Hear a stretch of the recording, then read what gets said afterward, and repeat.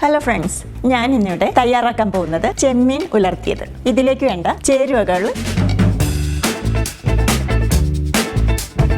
ആദ്യം തന്നെ ഒരു മൺചട്ടിയിൽ ഞാനിവിടെ കഴുകി വൃത്തിയാക്കി വെച്ചിരിക്കുന്ന ചെമ്മീനും തേങ്ങാക്കൊത്തും വെള്ളത്തിലിട്ട് കുതിർത്ത് വെച്ച കുടംപുളിയും കട്ട് ചെയ്ത് വെച്ചിരിക്കുന്ന ഇഞ്ചി, പച്ചമുളക്, കട്ട് ചെയ്ത് വെച്ചിരിക്കുന്ന ചെറിയ ഉള്ളി, കറിവേപ്പില ഒരു തണ്ട്, അത് കീറിയിട്ട് കൊടുക്കുക.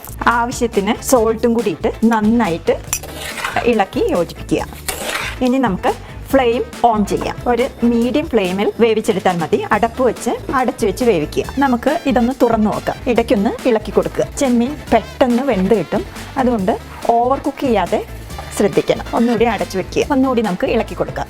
ഇതിൽ കുറച്ച് വെള്ളമുണ്ട്, അപ്പം നമുക്ക് തുറന്നു വെച്ച് വേവിക്കാം. ചെമ്മീൻ ഇപ്പോൾ നന്നായിട്ട് വെന്തിട്ടുണ്ട്. നമുക്ക് ഫ്ലെയിം ഓഫ് ചെയ്യാം. ഇനി ചെമ്മീൻ ഉലർത്താനുള്ള പാൻ അടുപ്പിൽ വെച്ച് നമുക്ക് ചൂടാക്കാം. പാൻ ചൂടാവുമ്പോൾ ഈ പാനിലോട്ട് 2 ടേബിൾ സ്പൂൺ വെളിച്ചെണ്ണ ഒഴിച്ചു കൊടുക്കുക. ഈ ചൂടായ വെളിച്ചെണ്ണയിലോട്ട് ചതച്ചു വെച്ചിരിക്കുന്ന ചെറിയ ഉള്ളി, വെളുത്തുള്ളി, ആവശ്യത്തിന് സോൾട്ടും കൂടിയിട്ട് ഇളക്കി കൊടുക്കുക. ഇതിലോട്ട് കറിവേപ്പില ആഡ് ചെയ്ത് കൊടുക്കുക.